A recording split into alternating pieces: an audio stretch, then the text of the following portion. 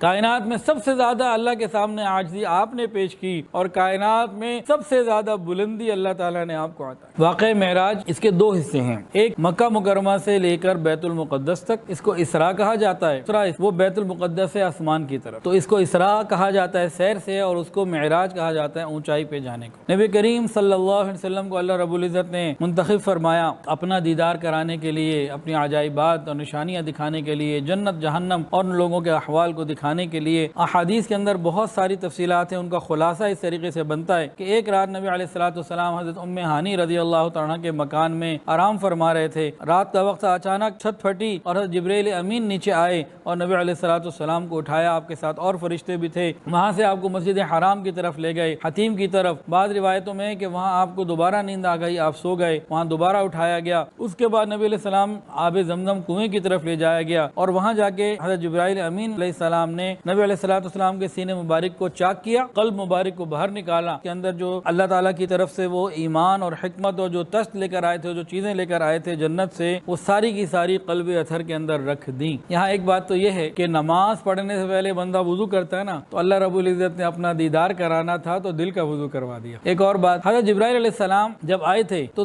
تشت ساتھ تھے، ایک یا دو، اور اس کے اندر نور، حکمت اور چیزیں بھری ہوئی تھی، تو اللہ بہتر جانتا ہے کیا کیا تھا، تو جنت سے لے کر آئے تھے۔ اگر اللہ چاہتے تو جنت سے پانی بھی تو بھیج سکتے تھے، تو باقی چیزیں جنت کی تھیں، پانی آب زمزم کا تھا، پانی زمین کا استعمال ہوا۔ اسی لیے علماء فرماتے ہیں کہ آب زمزم جنت کے پانی سے بھی افضل ہے، آب کوثر سے بھی افضل، کیونکہ افضل نبی کے لیے افضل چیز کا انتخاب ہونا تھا، تو آب زمزم کی اتنی برکت ہے، یہ جنت کے پانی سے بھی افضل ہے۔ بہرحال سینہ مبارک چاک کیا گیا، قلب کے اندر جو ہے وہ حکمت اور نور جو کچھ تھا وہ بھر دیا گیا، پھر دوبارہ سینہ ٹھیک ہو گیا۔ پھر نبی علیہ الصلوۃ والسلام کو حضرت جبرائیل نے عرض کیا کہ آپ اس جانور کے اوپر سوار ہو جائیے۔ براق کو پیش کیا گیا، براق برق سے ہے، تیزی، بجلی، اور براق کی صفات ایسی ہیں کہ سفید، صاف، بالکل چٹا، اور اس کی اسپیڈ اتنی زیادہ ہے کہ جہاں اس کی نظر پڑتی ہے وہاں اس کا قدم اترتا ہے۔ نبی علیہ الصلوۃ والسلام جو اس پر سوار ہونے لگے تو براق شوخی کرنے لگا۔ حضرت جبرائیل نے فرمایا، اے براق کیا کر رہے ہو، کس بات کی شوخی تم دکھاتے ہو؟ حضور پاک صلی اللہ علیہ وسلم سے زیادہ کوئی پاکیزہ، محترم اور معزز بندہ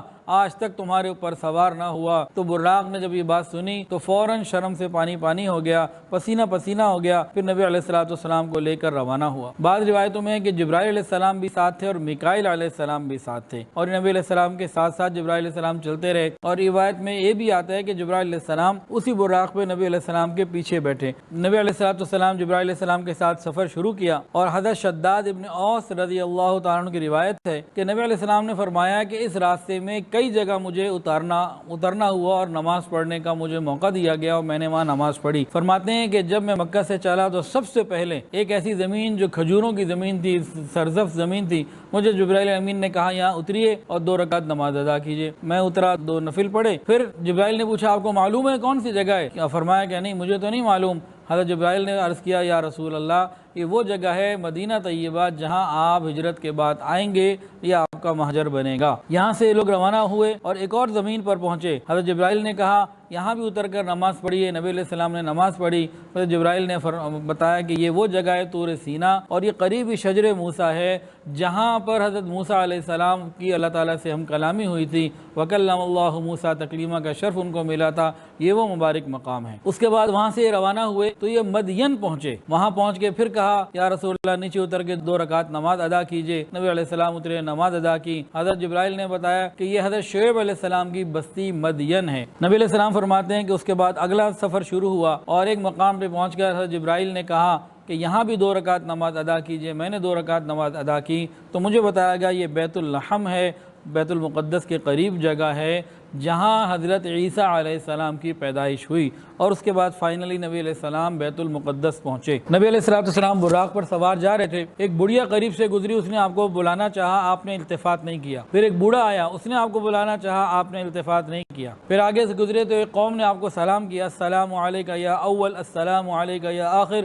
السلام علیکہ یا حاشر۔ نبی علیہ السلام نے ان کو جواب دیا۔ جبرائیل علیہ السلام نے بعد میں بتایا کہ وہ پہلے جو بوڑھی عورت تھی وہ دنیا تھی، وہ آپ کو اپنی طرف متوجہ کرنا چاہتی تھی. جو بوڑھا آیا تھا وہ شیطان تھا, وہ آپ کے راستے میں حائل ہونا چاہتا تھا. اور یہ جو جماعت تھی حضرت ابراہیم علیہ السلام, حضرت موسیٰ علیہ السلام اور حضرت عیسیٰ علیہ السلام, تین لوگوں کو چنا یہاں پہ, ابراہیم علیہ السلام, موسیٰ علیہ السلام اور حضرت عیسیٰ علیہ السلام. حکمت تو اللہ ہی بہتر جانتے ہیں, لیکن یہ پڑھتے ہوئے دل میں یہ خیال آیا کہ حضرت ابراہیم علیہ السلام ابو الانبیاء ہیں, اور آج اسلام کے اندر مسلمانوں میں, یہودیوں میں اور عیسائیوں میں تینوں کے ہاں ان کی عزت ہے. ایک تو وہ تھے, دوسرے کون تھے؟ حضرت موسیٰ علیہ السلام جن کو تورات نازل ہوئی, یہودی جن کو اپنے نبی کہتے ہیں, اور تیسرے حضرت عیسیٰ علیہ السلام جن کے اوپر انجیل نازل ہوئی, جنہیں عیسائی مانتے ہیں. تو اللہ تعالیٰ کا چناؤ بھی ایسا تھا.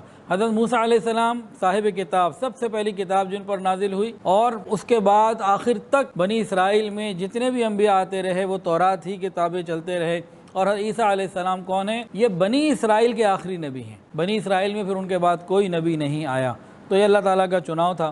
اور صحیح مسلم میں حضرت انس رضی اللہ تعالیٰ عنہ سے روایت ہے کہ حضور پرنور صلی اللہ علیہ وسلم نے ارشاد فرمایا کہ شب معراج جب میں جا رہا تھا, میں نے دیکھا حضرت موسیٰ علیہ السلام اپنی قبر میں کھڑے نماز پڑھ رہے ہیں.